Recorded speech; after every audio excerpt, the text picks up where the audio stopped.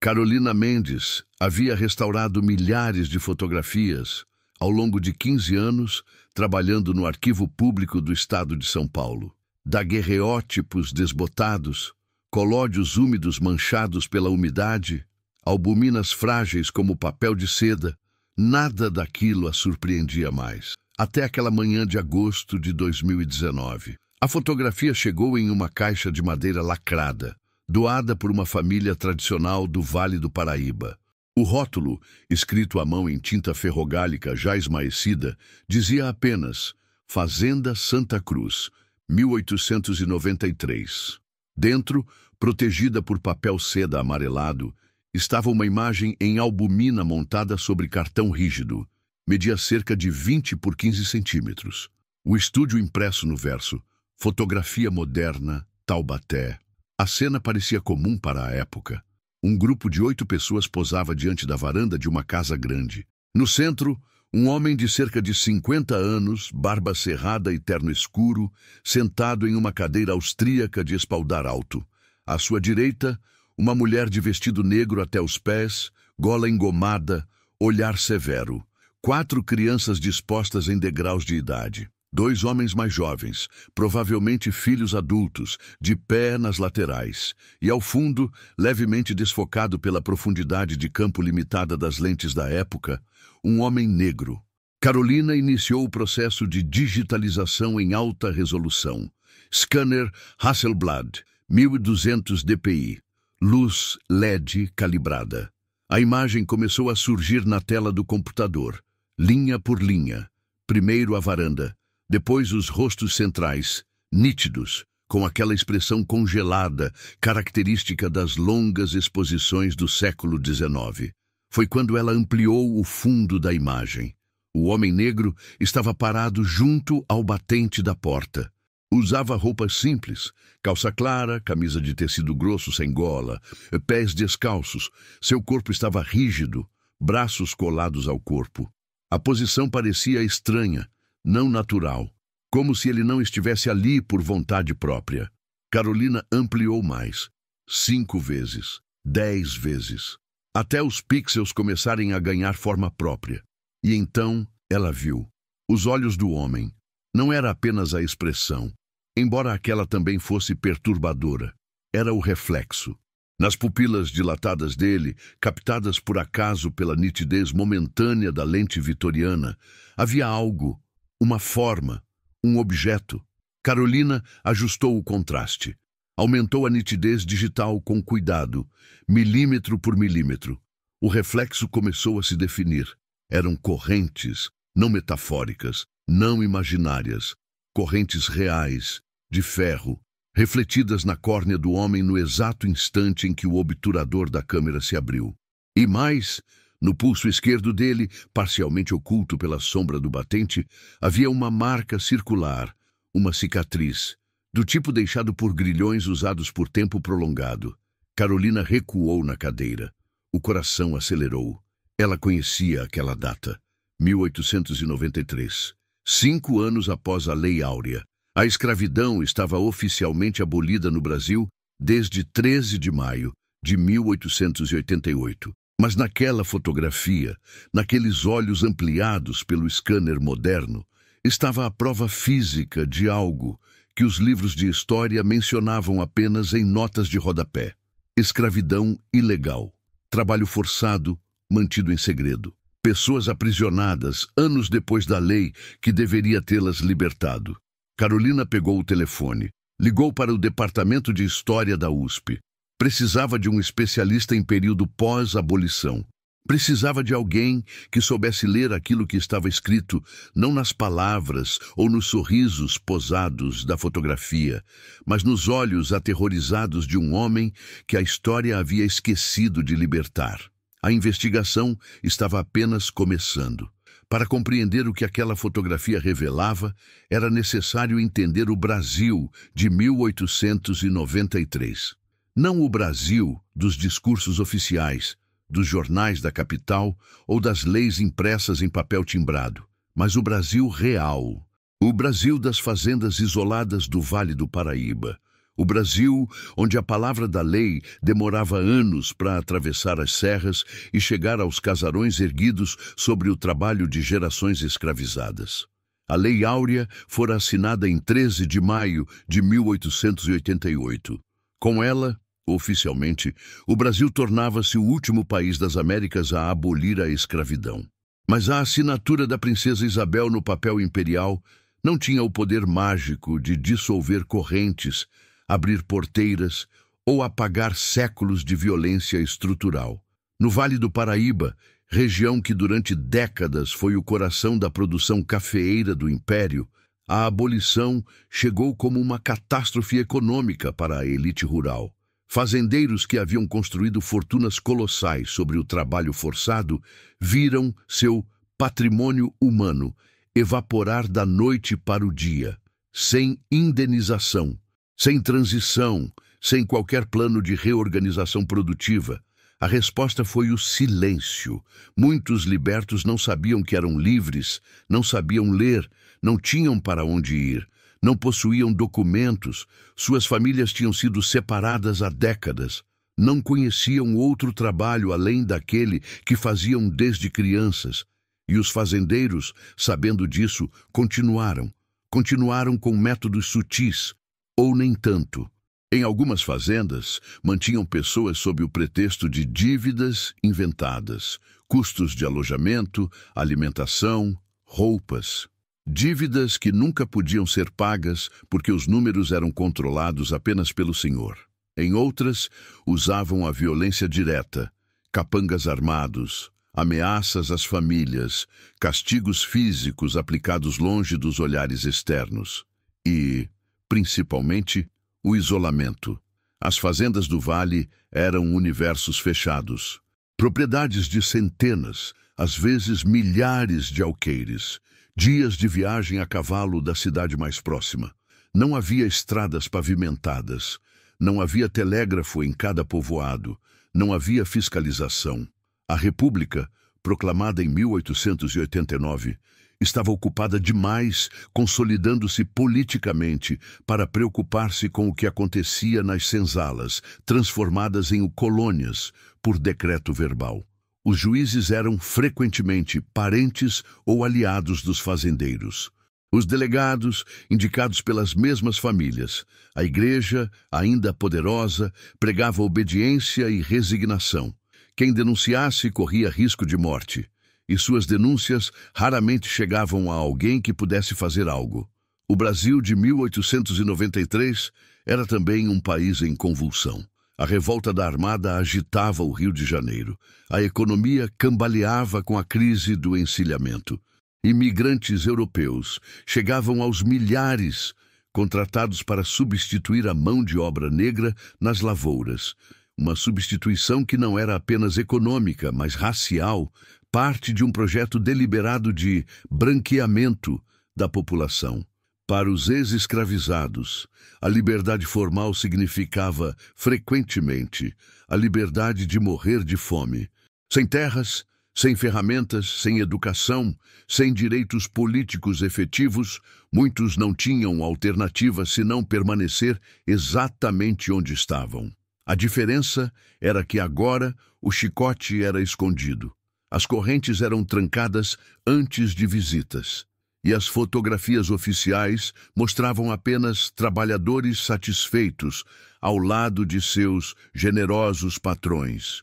Mas às vezes, em um instante de descuido, em um reflexo não planejado, em um detalhe pequeno demais para ser notado pelo fotógrafo, mas grande o bastante para ser capturado pela química da prata, a verdade ficava registrada e esperava mais de um século para ser vista.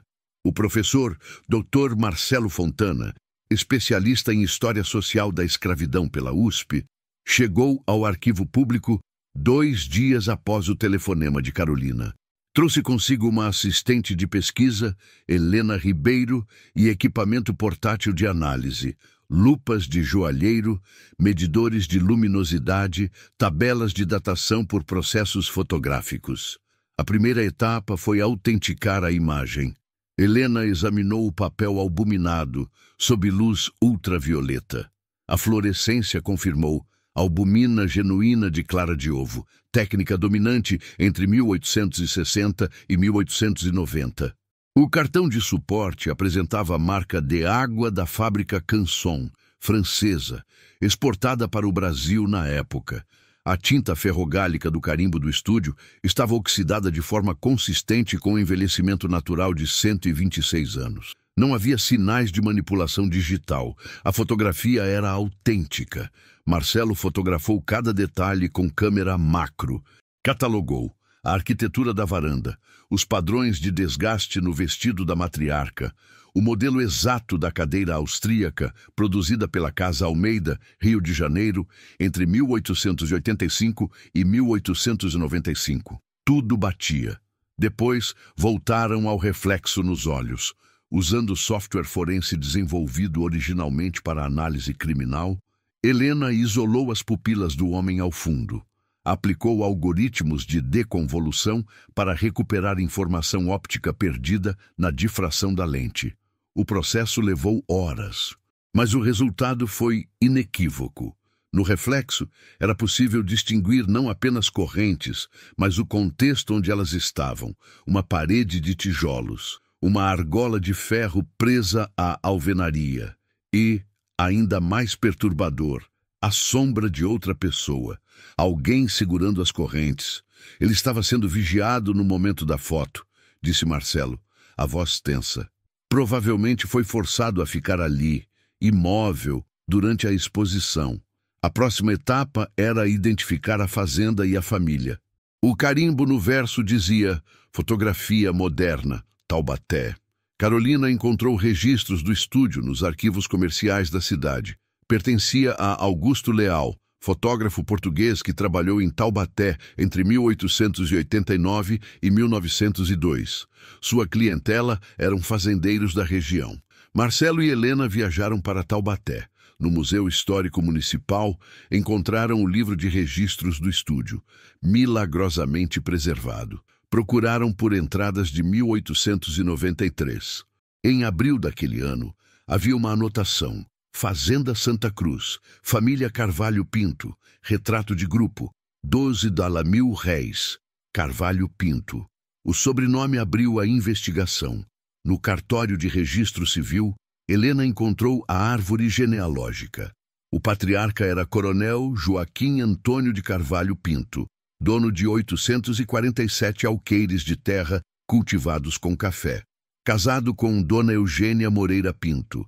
6 filhos, uma das maiores fortunas do Vale na época. Mas o crucial estava no arquivo do Fórum de Taubaté. Marcelo solicitou acesso aos processos judiciais envolvendo a família. Depois de 3 dias de busca em caixas empoeiradas, Helena encontrou um maço de papéis amarrados com barbante. Reclamação trabalhista, 1897. Era uma denúncia feita por um advogado abolicionista de São Paulo, Dr. Evaristo Guimarães, representando um grupo de 7 pessoas que haviam trabalhado na Fazenda Santa Cruz. A acusação: manutenção ilegal de trabalhadores em regime análogo à escravidão, mesmo após 1888. O processo incluía nomes. Um deles fez o coração de Helena disparar, Benedito Joaquim da Silva. No depoimento anexo, datado de março de 1897, Benedito descrevia sua rotina na fazenda. Disse que fora escravizado até 1888. Após a Lei Áurea, foi informado pelo coronel Carvalho Pinto que estava livre, mas que devia 5 anos de trabalho como pagamento pela criação que recebera quando criança. Disse que tentou sair em 1890, mas foi trazido de volta por capangas. Que apanhou diversas vezes, que dormia trancado, que usava grilhões nos pés quando trabalhava distante da sede, para não fugir. E havia uma descrição física. Homem pardo, cerca de 35 anos em 1897, cicatriz circular no pulso esquerdo. Marcelo fez as contas. Se Benedito tinha 35 anos em 1897, em 1893, ano da fotografia, tinha 31 anos. A idade batia com o homem ao fundo da imagem. É ele, disse Carolina, quando viram a digitalização lado a lado com a descrição. Benedito está naquela foto, mas o processo judicial nunca foi concluído. Em agosto de 1897, o advogado Dr. Evaristo Guimarães solicitou desistência da ação, sem justificativa. Os 7 denunciantes desapareceram dos registros. Benedito Joaquim da Silva nunca mais foi mencionado em documento oficial algum. Até Helena encontrar uma última peça do quebra-cabeça. Foi no arquivo da Cúria Diocesana de Taubaté, 3 semanas depois, que Helena encontrou o documento que mudaria tudo. Ela estava examinando livros de batismo e óbito das paróquias rurais da região, tentando rastrear o destino de Benedito após 1897. Nada, nenhum registro de morte, nenhum casamento, nenhum batismo de filhos, como se ele tivesse simplesmente desaparecido. Mas então, em uma caixa catalogada como correspondência paroquial, diversos, Helena encontrou uma carta. Estava endereçada ao bispo de São Paulo, datada de 12 de novembro de 1897. Escrita em caligrafia trêmula, com erros ortográficos, em papel ordinário já manchado pela umidade. Assinada por alguém que se identificava apenas como uma alma cristã que não pode calar. Helena fotografou cada página. Levou para o hotel. À noite, sob a luz da luminária, leu o texto completo. A carta começava pedindo perdão por falar contra os poderosos. Depois, descrevia o que a autora havia testemunhado. Ela era, aparentemente, uma agregada. Uma mulher pobre que vivia de favores em troca de pequenos serviços domésticos na fazenda Santa Cruz. Escrevia sobre Benedito. Dizia que ele era filho de uma mulher escravizada chamada Rosa, morta em 1870 de febre maligna. Que Benedito fora criado na fazenda, trabalhando desde menino. Que depois da Lei Áurea foi informado de que estava livre, mas precisava pagar o que devia. Que tentou fugir em 1890 e foi capturado. Que apanhava regularmente. Que em 1893, quando vieram fotografar a família, foi forçado a ficar no fundo da imagem, para mostrar que tratávamos bem os negros. E então, a carta revelava algo devastador. Em julho de 1897, após a denúncia judicial feita pelo advogado abolicionista, o coronel Carvalho Pinto teria ficado furioso. Teria convocado os 7 denunciantes e os ameaçado publicamente. 3 teriam fugido de imediato. 4, incluindo Benedito, permaneceram, seja por medo, seja por falta de alternativa. A carta descrevia o que aconteceu com Benedito em agosto de 1897. O coronel mandou Benedito trabalhar na derrubada da Mata Nova, na parte mais longe da fazenda. Disse que era castigo por ser ingrato. Benedito foi com mais 2 homens e o capataz Firmino. Quando voltaram, 3 dias depois, Benedito não estava. Firmino disse que ele tinha fugido de noite, roubou comida e sumiu no mato. Mas eu vi a roupa de Benedito sendo queimada nos fundos da Casa Grande e vi o capataz Firmino com arranhaduras no rosto. A autora da carta implorava ao bispo que interviesse. Dizia que tinha medo de morrer se falasse publicamente. Pedia que mandassem alguém investigar. Pedia que procurassem o corpo de Benedito nas terras de baixo, onde tem os barrancos fundos que ninguém desce. A carta nunca foi respondida. No mesmo arquivo, Helena encontrou o protocolo de recebimento. A carta havia sido lida e arquivada pelo secretário diocesano com a anotação "Assunto delicado. Aguardar orientação superior". Nenhuma orientação veio. Nenhuma investigação foi aberta. Nenhum corpo foi procurado. Benedito Joaquim da Silva, o homem com correntes refletidas nos olhos na fotografia de 1893, havia desaparecido. E o silêncio institucional da Igreja, da Justiça, do Estado, garantiu que sua morte nunca fosse investigada. Marcelo solicitou acesso aos inventários da Fazenda Santa Cruz. O coronel Joaquim Antônio de Carvalho Pinto morreu em 1910, aos 74 anos, rico e respeitado. Seu inventário listava terras, casas, móveis, joias, ações de estrada de ferro. Lista de pessoas livres contratadas. Nenhum Benedito. A família Carvalho Pinto permaneceu influente por décadas. Descendentes tornaram-se políticos, médicos, advogados. Ruas levaram o nome da família. A Fazenda Santa Cruz foi vendida nos anos 1950, parcelada, transformada em bairro residencial. Ninguém jamais procurou pelos barrancos fundos. Em março de 2020, a fotografia de 1893 foi exposta pela primeira vez no Museu Afro-Brasil, em São Paulo. Ao lado dela, toda a documentação da investigação, os registros do estúdio, o processo judicial incompleto, a carta nunca respondida. Um monitor mostrava a ampliação dos olhos de Benedito, o reflexo das correntes, a prova silenciosa de um crime que a história oficial preferiu esquecer. A exposição chamava-se O que os olhos recordam, escravidão ilegal no Brasil, pós-abolição. Marcelo Fontana foi convidado para falar na abertura, explicou o contexto histórico. Explicou como, para milhares de pessoas, a Lei Áurea foi apenas uma abstração distante, uma promessa de papel que nunca chegou às senzalas, aos barracões, às fazendas isoladas. Explicou como o silêncio institucional, da justiça, da igreja, do Estado, permitiu que a escravidão continuasse sob outros nomes: dívida, contrato, favor.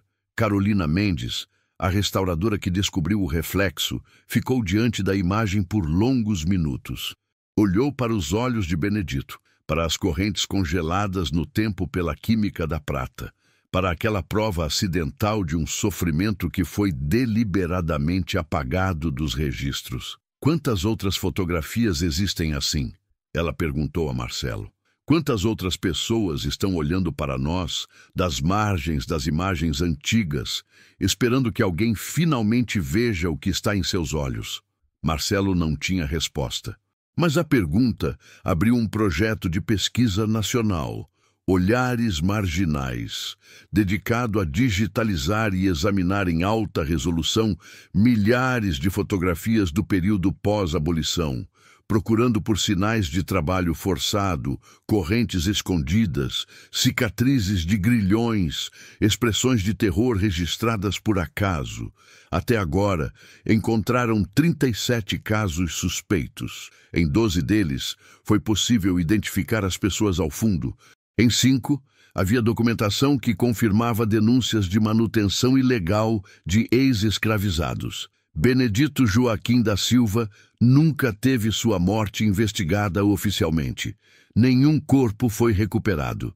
Nenhum culpado foi responsabilizado.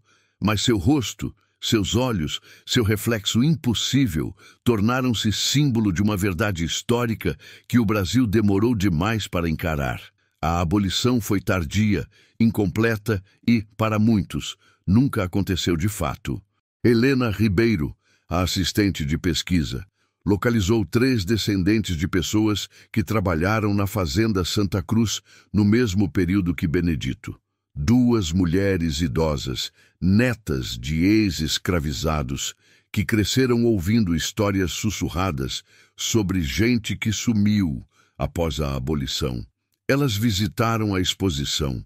Uma delas, Dona Aparecida, 81 anos, parou diante da fotografia.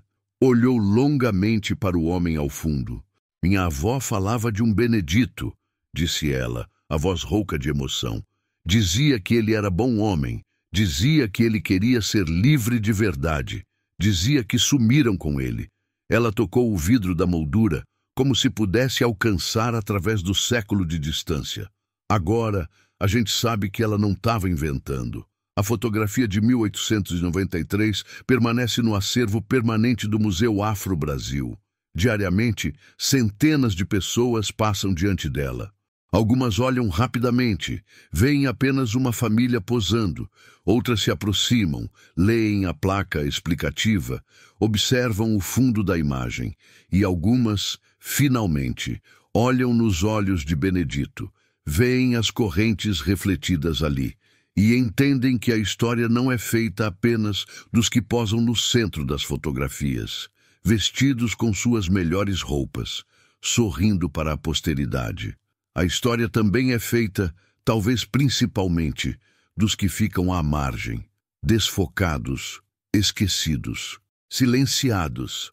Mas às vezes, se olharmos com atenção suficiente, se ampliarmos a imagem o bastante, se nos recusarmos a aceitar o esquecimento como destino, encontramos a verdade escondida em um reflexo, em uma cicatriz, em um olhar que atravessa mais de um século para nos dizer: eu estava aqui, eu sofri, eu resisti, e vocês não podem mais fingir que não me veem. A fotografia de 1893 parecia inofensiva, até você ver o que estava nos olhos do homem ao fundo.